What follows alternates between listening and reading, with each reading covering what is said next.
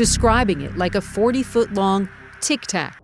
The people who take UFO research seriously don't take every alleged biblical interpretation seriously. In fact, they're often the first to call foul on the popular reinterpretations of ancient texts. So when a retired CIA classified historian, a man whose entire career was spent reading documents nobody else was allowed to see, fed the original Hebrew of the first chapter of the book of Ezekiel into a large language model, and the model returned an engineering description that matched a classified Pentagon analysis from 1959, you pay attention. What started as a quiet retirement project for a former intelligence officer turned into the most disturbing document discovery in modern UAP research. The man who did it has refused on-camera interviews. The original Pentagon analysis remains, in his words, partially declassified. And what the AI returned in the first 60 seconds of analysis has caused two former Defense Intelligence Agency officials to break with their previous public skepticism. Let's follow the documents into the redacted dark and find out what was really being described in that ancient text. The first message that shocked the Pentagon twice. The man's name is Dr. Halford Kestrel. He is 68 years old, retired CIA Operations Support Officer, 29 years inside the agency. His specialty was internal classified history, meaning he was one of the small number of people whose job was to write the agency's own institutional memory of programs that the public would never hear about. He has a reading clearance level most of his neighbors will never know existed. He retired in 2019. He did not, by his own statement, expect to ever speak publicly about anything he had read in his career. It was on a quiet Sunday afternoon in February of this year that everything changed. As the office lights hummed and afternoon shadows stretched across the books on his shelves, Kestrel felt a faint prickle of unease.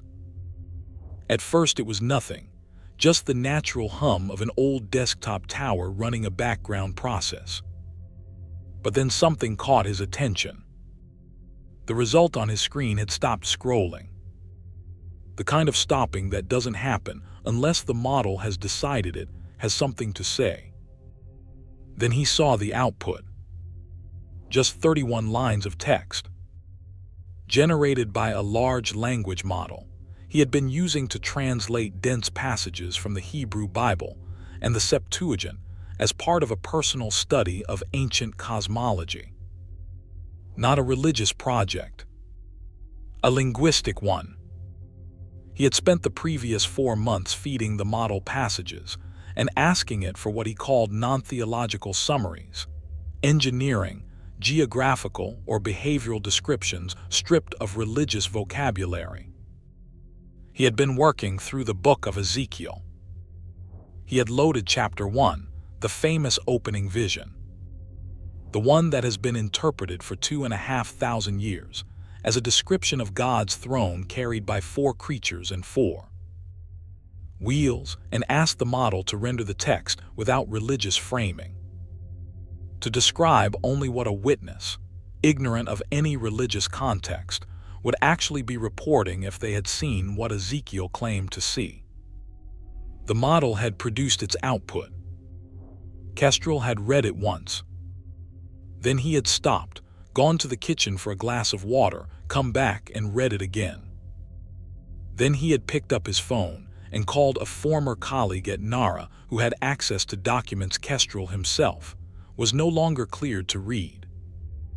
The output described a craft, not a metaphor, not a vision, a craft with 4 upright structural columns at its base, creatures, in the King James Version, that could rotate independently of the body of the vehicle. Mounted between those columns, 4 ring-end disc structures, wheels, in the King James, that could pivot in any direction without rotating along their axis of motion. The text described the structures as constructed of polished metal. The text described them as rotating without altering their orientation. The text described, in detail, the way the craft moved laterally in any direction without turning the way a vehicle has to turn. Stripped of the word angel, stripped of the word throne, stripped of the word Lord. What was left was a near-perfect description of a craft with omnidirectional thrust vectoring and 4-axis stabilization gimbals. The kind of craft modern pilots have been describing in their UAP reports for the last 25 years. Kestrel told his wife later that he didn't decide to keep going. His professional curiosity decided for him. He pulled the original Hebrew text up on a second screen and started cross-referencing the model's analysis word by word. The ancient Hebrew word, translated as brass in most English Bibles, is nechashet kalo. The model had flagged the word kalo as a near-untranslated technical term. In context, kalo means something that has been polished by friction, glowing. In modern material science, the closest cognate is burnished, a metal surface treated to reflect light. Ezekiel had not described a religious vision. Ezekiel had described what he saw. And what he saw, according to the model, was an object made of burnished metal, with rotating components, capable of motion that defied the experience of a 6th century BC. Hebrew prophet trying to find words for it. Kestrel told his wife the next morning that he had not slept that night. He had sat at his desk, going through every commentary on the Ezekiel chapter he could find on his bookshelf, and had reached a conclusion he could not quite say out loud. He decided to take it to the friend he had called at Nara, the one who had access to documents Kestrel could no longer read. The friend's name was Caspian Holloway. He was 67 years old, retired Nara archivist, 35 years in declassification review. When Kestrel drove to Holloway's house in suburban Maryland the following weekend and showed him the AI output, Holloway looked at it for a very long time. Then he said one sentence and stood up and walked out of his living room, and came back 10 minutes later with a faded cardboard file box he had kept in his attic for the previous 12 years. He said, "You're not the first one to do this. The Air Force did it in 1959. I have the cover sheet." The box contained photocopies of declassified documents Holloway had personally processed during his career, documents he had been allowed to keep copies of after the mandatory declassification review process. Among them was a single Air Force memorandum, 6 pages long, dated April 11, 1959. The memorandum had been declassified in 2003 with significant redactions. It had been filed with the original under a Project Blue Book auxiliary case number. Holloway had archived it personally because he had thought, at the time, that someone would eventually ask about it. Nobody ever had.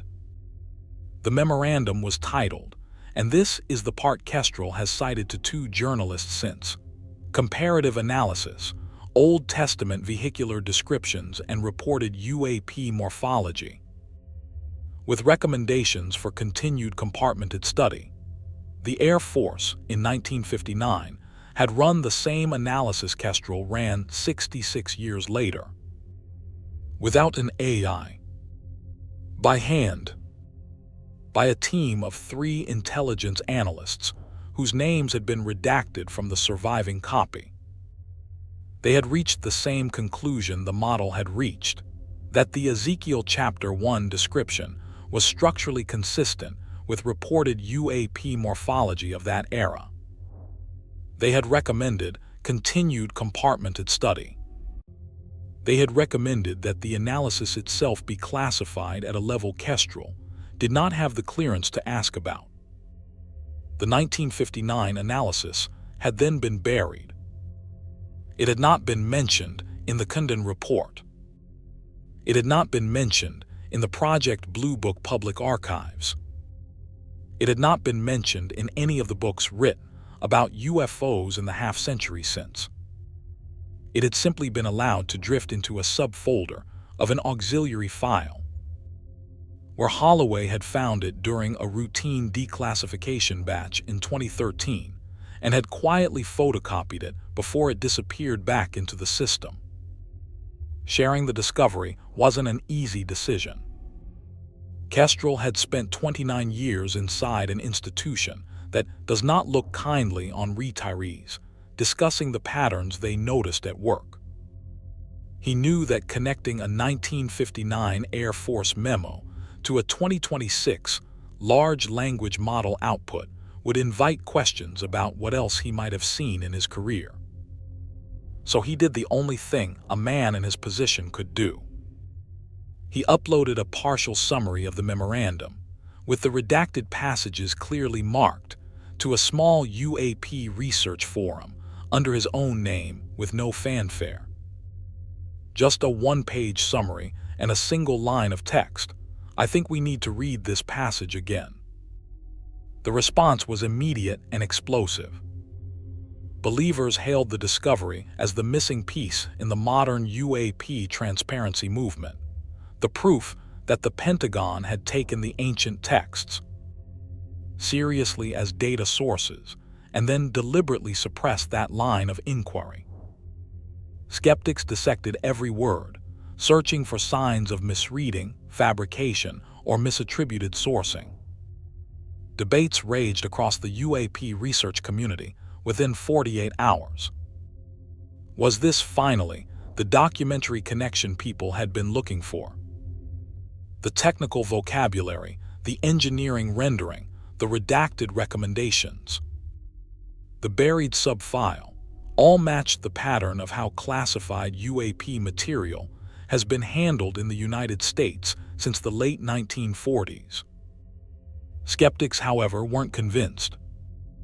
They pointed out that a single declassified memo could be reinterpreted in many ways, that AI translations are notoriously unreliable, and that connecting a 6th century BC prophet to modern UAP testimony was the kind of leap religious fringe groups had been making for decades. To them, this was just another piece of speculation dressed in serious clothing. But for those who believed, the Kestrel-Holloway document added to a growing body of evidence that the U.S. government had been quietly studying ancient texts as candidate data sources on UAP phenomena for at least 2/3 of a century. The discovery wasn't an isolated case. Tales of military and intelligence interest in religious and ancient texts have been reported by retired insiders for decades. Among them is the story of a former Air Force intelligence officer whose career spanned the very era when the 1959 memo was written. Her name is Lieutenant Colonel Imogen Vetch. She is 67 years old, retired USAF intelligence analyst. She worked SIGINT, Signals Intelligence, at Air Force Materiel Command from 2003 to 2018. But she came up under officers whose careers had begun in the early Cold War, and she had been told stories the rest of her colleagues were never told. Vetch's first brush with what she called the off-road map files occurred in 2007, during a working group reviewing pattern analysis methodology for what would later be called UAP reports. A senior officer, a colonel approaching mandatory retirement, had pulled her aside one evening during a conference and told her, in confidence, that the most useful comparative database for unidentified aerial morphology was not in any current classification system. It was in 3 places, he said. The Project Blue Book auxiliary files, the Air Force Chaplaincy Library, and the original language theological commentaries the Air Force Academy had quietly subscribed to since the early 1950s. The colonel told Vetch, and she has said this on the record in 2 interviews since Kestrel's post, that the United States military in the 1950s had concluded that the most reliable historical records of UAP phenomena were embedded in religious texts. Not because the events were religious, because they had been witnessed by people who had no other vocabulary. Vetch never heard the colonel mention it again. He retired 6 months later. He died in 2014. She has never been able to find the comparative database he described. But she has now confirmed publicly, once Kestrel's discovery was on the table, that the 1959 memo Holloway preserved is not an outlier. It is, in her words, the tip of a doctrinal iceberg the Air Force has been quietly maintaining for 70 years. Vetch's account mirrors others who have spoken since. In 2023, a former DIA contractor named Cyrus Bowen, a retired Lockheed Skunk Works engineer who came forward following his wife's death, told an investigative podcast that in his decade of contractor work on classified airframe materials, he had seen internal training materials that referenced the Ezekiel chapter as a historical baseline morphology. He had not understood at the time why a propulsion coatings team would have a line in its onboarding deck pointing to a Bible chapter. He understood it now. Bowen had also seen, on the same training deck, a reference to the Old Testament book of Daniel, specifically to the passage describing what Daniel called the 4 winds of heaven. Bowen had asked his supervisor in 2008 what the Daniel reference meant. His supervisor had told him, "We don't talk about that one. That one is harder to read." These accounts share common threads. The military has been quietly using ancient texts as comparative morphological sources. The Pentagon ran a structured analysis on at least one of those texts in 1959 and chose to compartment the result. And modern AI systems, given the same source material, are reaching the same conclusions 66 years later, without access to any of the classified material. Until last month, the skeptics had a strong argument that the Ezekiel UAP connection was the work of fringe interpreters with no institutional credibility. But Kestrel was not a fringe interpreter. Holloway was not a fringe interpreter. And the document they had produced was not a piece of speculation. It was a Pentagon memorandum on Air Force letterhead, with a Project Blue Book auxiliary case number stamped at the top. The mystery only deepened when Kestrel sent the AI output, the original Hebrew text, and the 1959 memorandum to a colleague at MIT Lincoln Laboratory. The next chapter takes us to a small office on the Lincoln Lab campus outside Boston, where on a quiet Tuesday morning in March, a computational physicist named Dr. Camille Avery loaded all 3 documents into a comparative analysis pipeline and ran them against modern UAP sensor data from declassified Navy releases. What she found is going to change everything. The first message that shocked the Pentagon, and the second one nobody in the public has heard yet. The pipeline wasn't built for biblical texts. It was built for sensor data fusion. Avery's team had spent the previous 6 years training comparative analysis software on military radar, infrared, and electro-optical data, the kind of system used to identify aircraft from partial sensor returns when the actual aircraft type is unknown. By 2024, the pipeline could match a partial sensor signature against a database of every documented airframe in the world. and return a probability ranking of what the unknown object most likely was.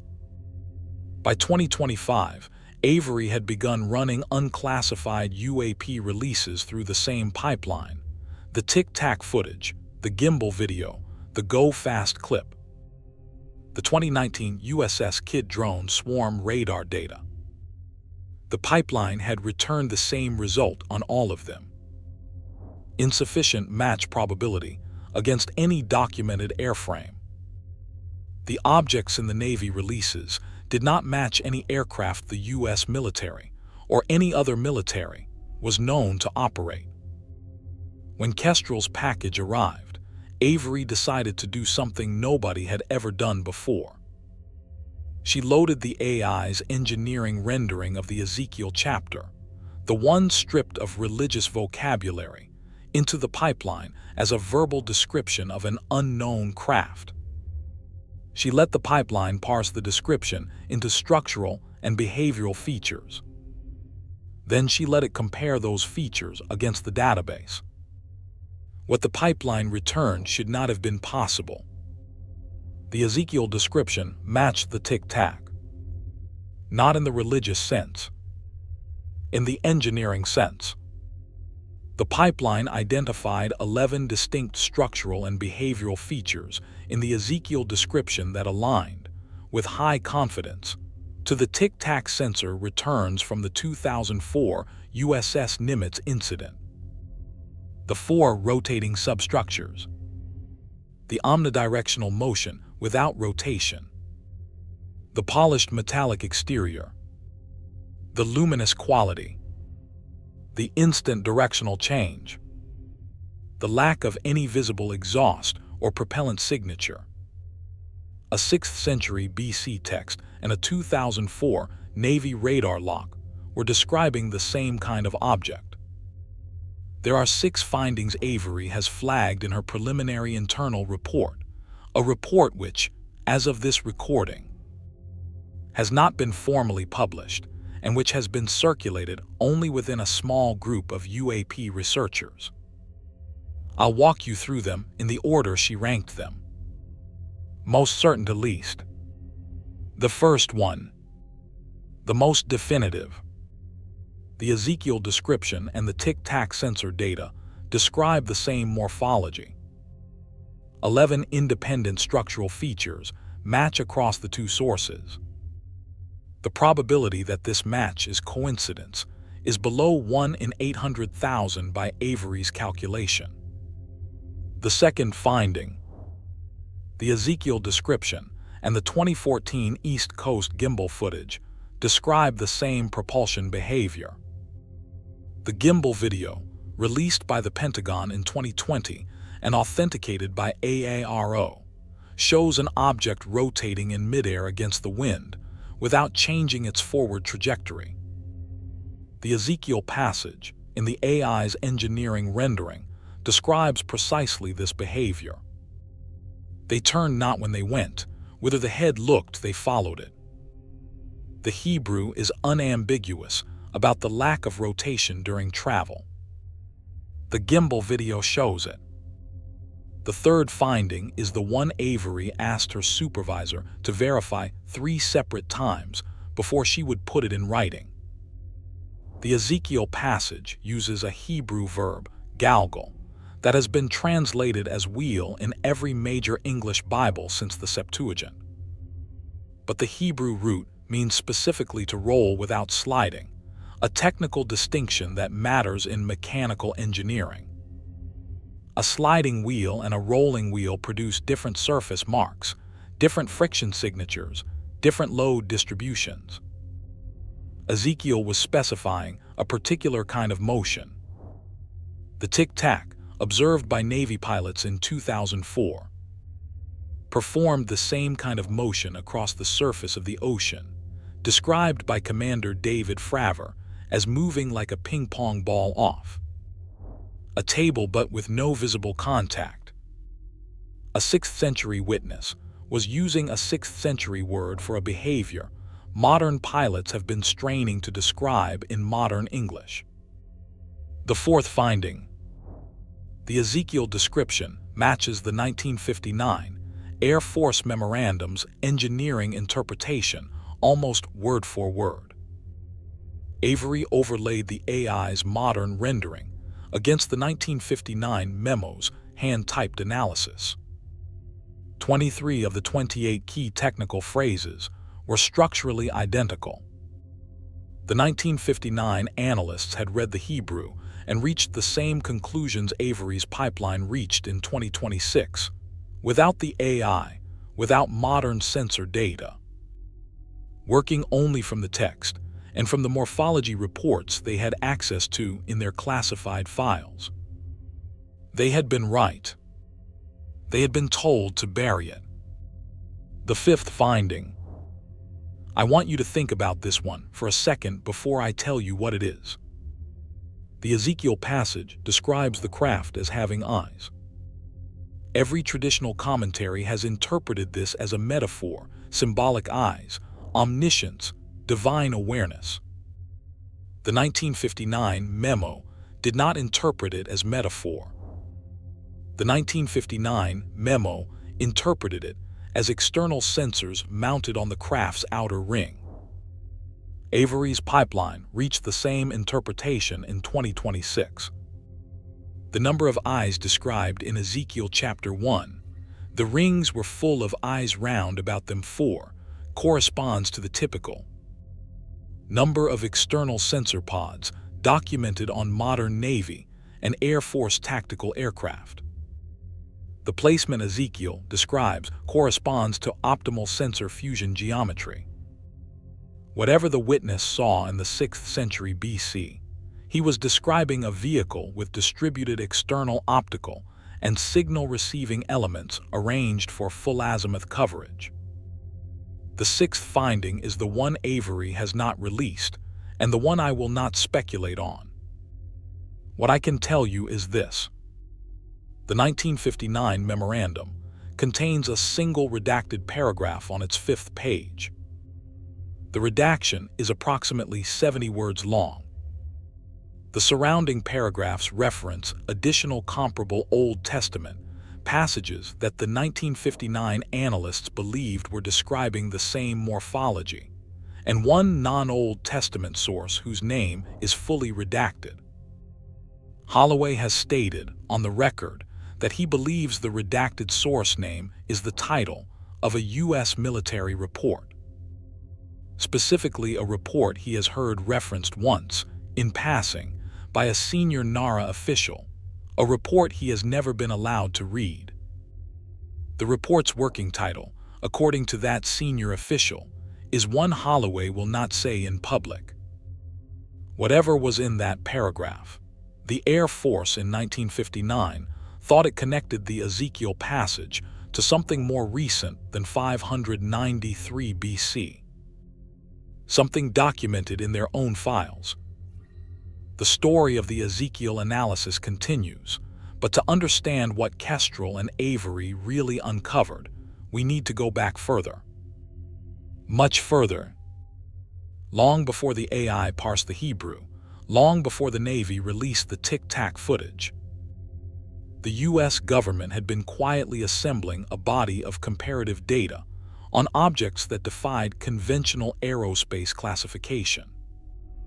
This body of data isn't just a collection of incident reports. Its history is layered, suppressed, and according to multiple recent congressional testimonies, deliberately compartmented to ensure that no single agency or individual ever had access to the whole picture.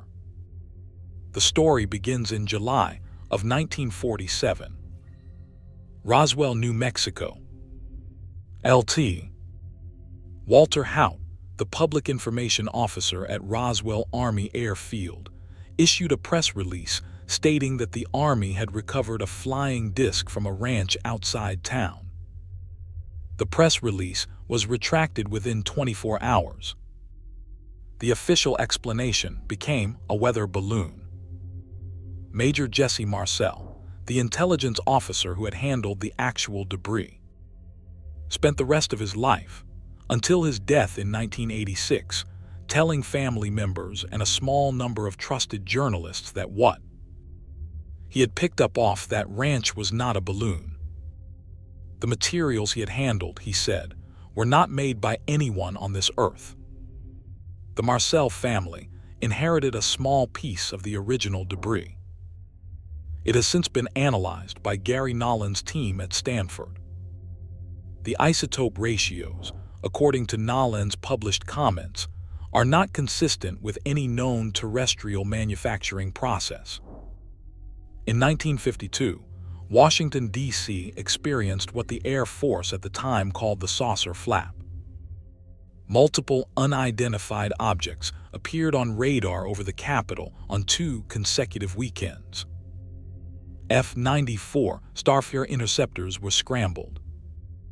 Pilots reported visual contact and radar locks. The official explanation became temperature inversion. The radar operators, every single one, refused to sign that explanation. The classified internal AF analysis, declassified in fragments since, used the word real and not visionary or fictitious, a phrase that has been quoted by every UAP researcher since, but that has never been retracted by the institution that produced it. In 1964, a New Mexico State police officer named Lonnie Zamora pursued a speeding car outside the town of Socorro. He encountered, in a sandy gulch, a polished egg-shaped craft with 2 small humanoid figures standing beside it. The figures saw him. They entered the craft. The craft lifted off and disappeared at high speed. Zamora ran a credible report through the Air Force. Project Blue Book classified the case unknown, one of the very few that ever received that designation. The case file is real. The witness is documented. The official conclusion is unknown. In 1967, 10 Minuteman ICBM nuclear missiles at Malmstrom Air Force Base in Montana went offline simultaneously during the overflight of an unidentified luminous object. The launch officers, including a man named Robert Salas, who has spoken on the record about it for the last 40 years, were ordered to file an incident report. The incident report was reclassified. The launch officers were told never to discuss it. Salas has discussed it. Multiple other former launch officers at multiple bases have come forward since to describe identical or near-identical incidents. In 1980, multiple U.S. Air Force personnel stationed at RAF Bentwaters in England witnessed a metallic craft land in Rendlesham Forest. The Deputy Base Commander, Lt. Col. Charles Halt, recorded a real-time audio account on a microcassette. The Halt memo and the Halt tape are public. The U.S. Air Force, 50 years later, has never explained what was in that forest. By 1989, multiple major incidents were occurring almost annually. The Belgian Air Force tracked unidentified triangles on radar over a 6-month period and scrambled F-16s that obtained radar locks the targets broke instantaneously. By 2004, U.S. Navy F-18s off the coast of San Diego were filming tic-tac-shaped objects performing maneuvers no aircraft on Earth was capable of. By 2014, the same kinds of objects were on East Coast tactical pods over Virginia. By 2019, drone swarms were appearing over multiple U.S. Navy ships near the Channel Islands. By 2023, David Grush was testifying under oath before Congress that the United States possessed recovered non-human craft, and that the program responsible for them had been hidden from congressional oversight for decades. The pattern was unmistakable. From 593 BC, when Ezekiel watched something descend from the northern sky over the Chebar Canal, to 2023, when David Grush raised his right hand in a House subcommittee room. The same kinds of objects had been watched, witnessed, recorded, and quietly buried by every system supposed to acknowledge them. Halford Kestrel didn't know any of that institutional history when he loaded the Hebrew of Ezekiel chapter 1 into a chat window on a Sunday afternoon in February. Or rather, he knew most of it, because he had read most of it during his career. But he had never connected it to a 6th century prophet's vision until the AI did the connecting for him. For decades after the Pentagon buried the 1959 memorandum, the topic fell into the silence the rest of the field also fell into. UAP research went underground. Witnesses lost their careers. Whistleblowers were threatened. The figures, when they appeared in public discourse, appeared rarely. But the stories didn't end.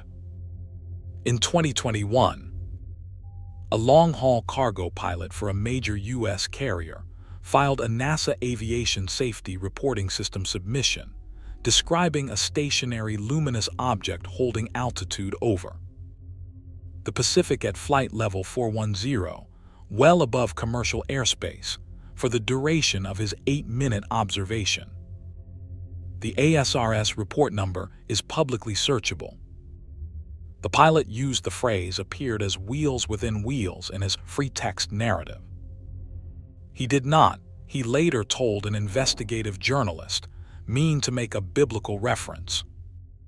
He had meant to describe what he was actually seeing. The report system flagged the language. The pilot was never contacted for follow-up. In 2022, an air traffic controller at a regional approach facility in the southwestern United States captured an internal voice recording of herself, instructing a regional jet to alter heading to avoid an unidentified primary target, descending through Class A airspace at speeds in excess of 9,000 knots. The recording was leaked to a journalist in 2024. The FAA has declined to comment.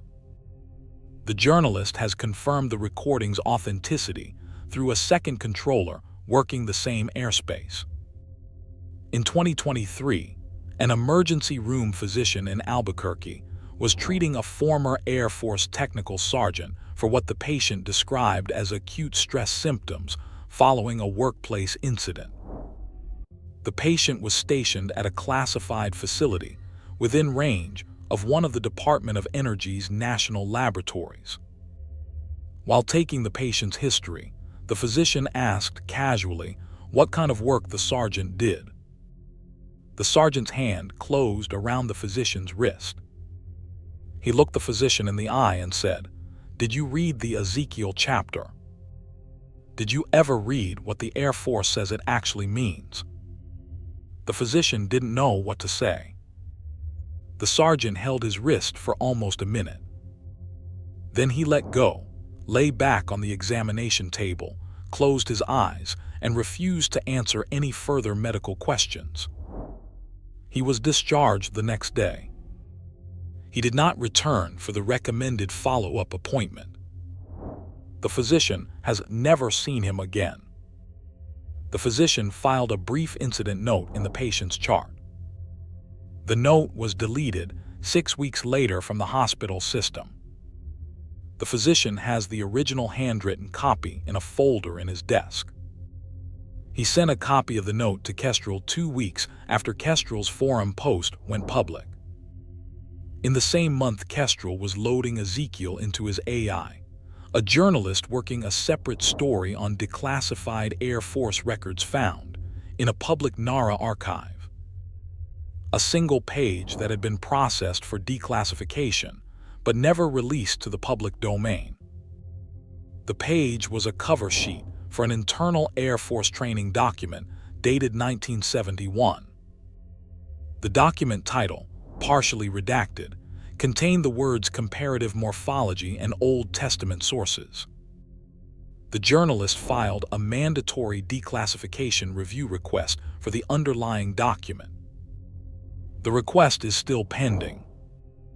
When the journalist's request becomes public, it will be the third independent piece of documentary evidence, alongside the 1959 memorandum Holloway preserved and the AI output Kestrel generated that.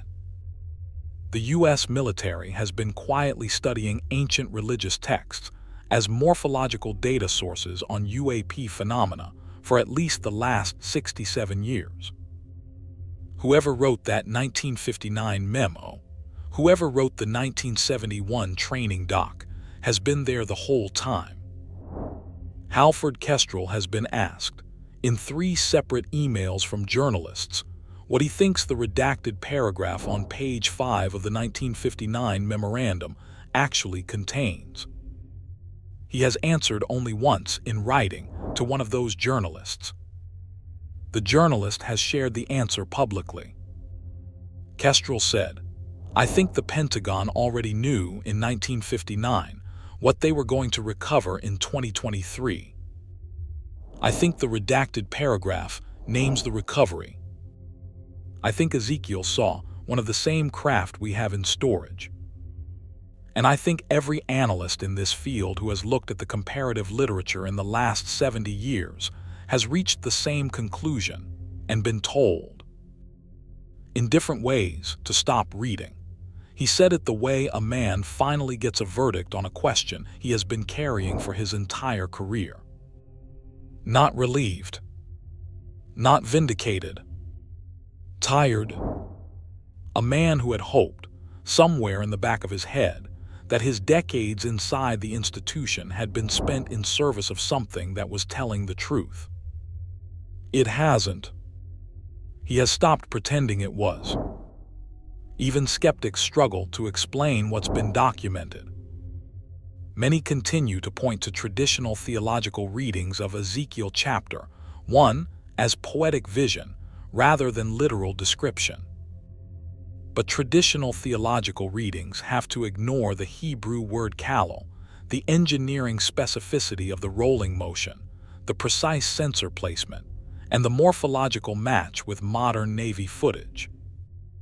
Traditional readings have had 2.5 millennia to interpret the chapter and have produced no consensus on what it actually describes. The AI produced a consensus in 60 seconds. Others suggest that the AI's interpretation is a hallucination, that large language models will always find the patterns we ask them to find. But the AI was not asked to find UAP morphology in the chapter. It was asked, by Kestrel, only to render the passage in non-religious vocabulary. The morphology emerged from the rendering, and the rendering matched a 1959 Pentagon analysis the AI had no access to. The most common skeptical explanation today is that the entire Kestrel-Holloway-Avery sequence is a coincidence, that 3 independent analyses 66 years apart, using radically different methodologies, just happen to converge on the same wrong answer.